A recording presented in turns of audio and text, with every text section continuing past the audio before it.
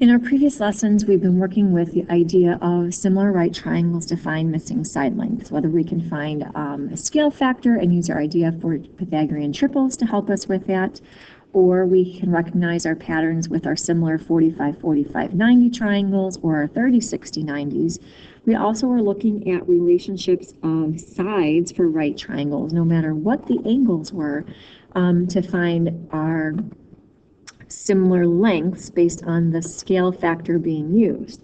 So those are similar to what we have here presented before us for our warm-up. So with these pairs of similar triangles, could we use that idea to write proportions and solve for the missing sides? So if we look at our first pair here, we're standing at the reference angle of 20 degrees. And then we have y being opposite of where we at, and 8 being the hypotenuse. We have that ratio of opposite over hypotenuse to use that we could write for the proportion. So I'm thinking of that, we're going to have y over 8, that's from our image, compared to our pre-image, that would be 0.34202 over 1. And therefore, we could use our idea of the cross products, or the means extremes theorem, if you learned it that way, to help us with our solving. So our cross products means that we're taking 8 times 0.34202, and that would be equivalent to 1 times y. And so we know 1 times y is just y. If I do this calculation, I'll have my length for the triangle, and that would be approximately 2.74. Now to check to see if you're on target with your calculations, does it make sense? If I take 2.74 and divide it by 8, I should get my approximate ratio of 0.34202 back. For our second pair of triangles, again, we're standing at our 20-degree angle for reference.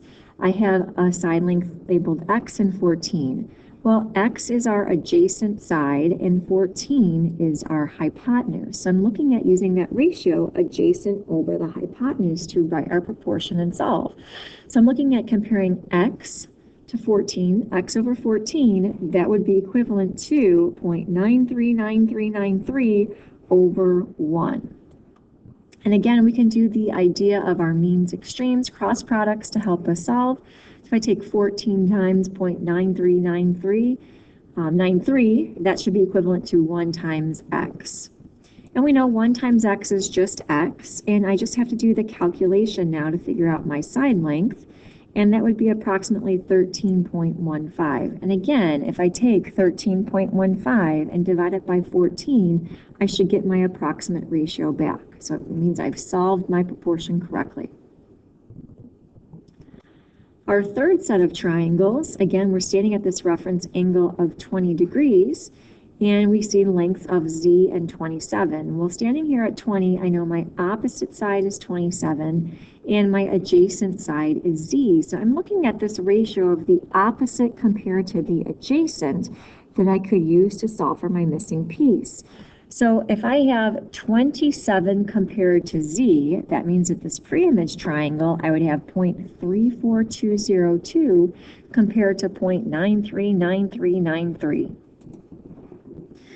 So we've got our proportion, and again, we can do our cross product. So I can take z times 0.34202, and that would be equivalent to 27 times 0.939393. And so we know that we're trying to solve for z, and right now z is not isolated, right? It's being multiplied by 0.3420.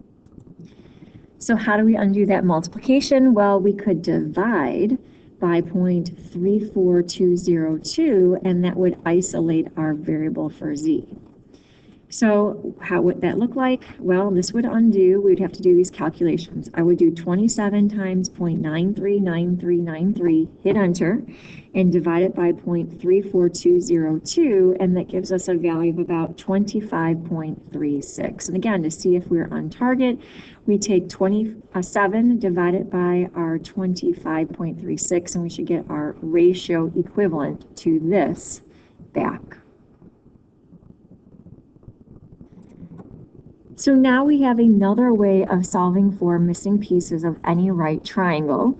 We've got 3 ratios that we were working with, right? We had our opposite over adjacent, we had our adjacent over hypotenuse, we have our opposite over hypotenuse, along with all the previous methods we had for solving for our right triangles.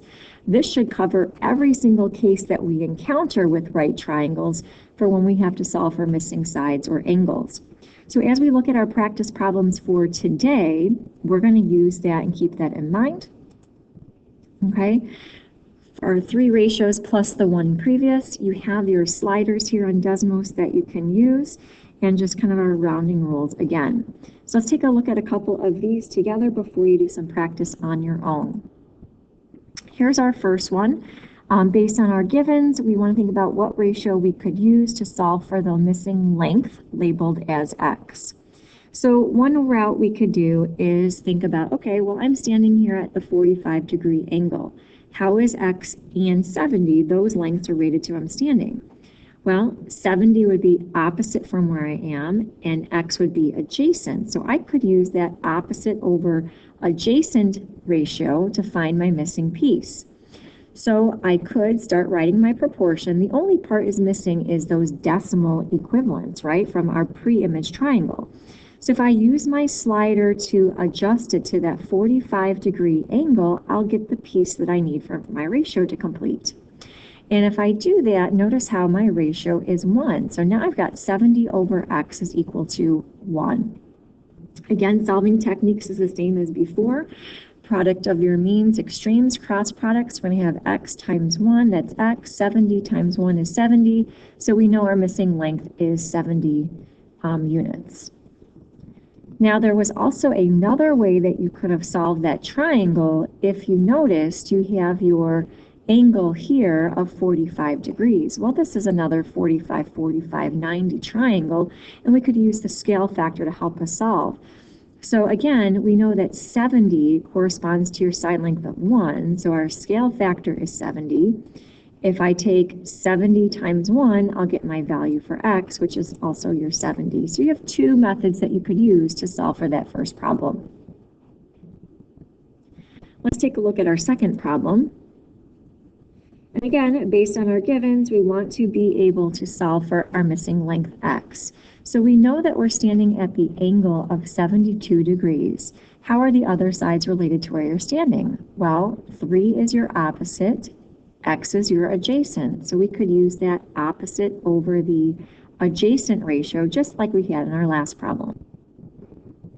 So I've got my 3 over x. I just need to adjust my slider here to my angle measurement to get the other part I need for my proportion. So if I go and adjust my slider to 72 degrees, notice how my ratio is 3.0777 over 1. I've got the completed proportion. I can now use it to solve for x. So we can do our cross products, right? X times 3.0777 is equal to 3 times 1. So we're trying to isolate x. It's not isolated just yet because we have that multiplication here. So to undo that, we need our division. So if we divide our common factor here, this would be how we're getting our value for x. So 3 divided by 3.0777 is approximately 9.7 units in length. And again, to check, if I take 3 divided by 0.97, I should get back my equivalent ratio. Let's do one more. So here we have our triangle, and we want to find the length labeled x. So let's think about where are we standing and what side lengths are related to us. So we're standing at the 41-degree angle. X is opposite across from where I'm at, and 64 is adjacent to where I'm at. It's not the hypotenuse because the hypotenuse is always across from the right angle. So I could use that idea of the opposite over the adjacent to help me find my missing piece. All I have to do is use my slider here to adjust my angle to 41 degrees to complete my proportion. Well, when I adjust the slider, I can see I need the 0.8693 to help me. So this is where I'm at right now for my solving. If I want to do my cross products, I can take 64 times 0.8693, and that should be equivalent to x times 1, which is just x. So if I multiply these together, I have approximately a length of 55.6 units in length. And again, to check to make sure I'm on target, I can take that 55.6, divide it by 64, and I should get this ratio back.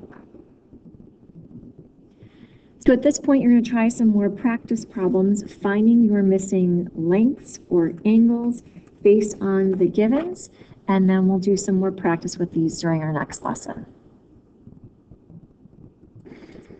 Oh, and I forgot one. Let's do this one together. We can also find some missing angles. So again, where are we standing? We're standing at that angle X, and how are the sides related to where we're at? Well, we know that 43.8 is opposite and 89.9 would be your adjacent. It's not the hypotenuse because it's not across from your right angle. So we can use that opposite over adjacent ratio to help us think about our problem. And we're going to think about what kind of value we're working with, because we know both side lengths. We're just trying to find the angle measurement. So if I compare those sides, 43.8 to 89.9, its decimal equivalent is about 0.4872. Well, how am I going to use this? Well, we already have that value, right, of the other side of the proportion, right? This is the ratio that we would need to talk about the angle measurement. So what I would do is adjust my slider, right, for the ratio opposite over adjacent to get as close to this value as possible without going over, and that would give me my angle measurement. So again, I'm making sure I'm doing the opposite to the adjacent. I'm looking at this ratio here, trying to get a close match. This is a little bit too high, so it's not going to be 26 degrees. We're going to go with the 25 degree for the angle measurement. Oh, I misspoke. It was 48.72. I thought it was a little bit more. We'll go with 26 degrees for the angle measurement. So again, whenever we're trying to find the angle measurement, we'll have this ratio given to us. We're going to use the calculator to find it, just comparing the two lengths that were given, and we adjust the slider to match it to get the angle. Again, try to get as close to the value as possible without going over. So again, now it's your time to do some practice.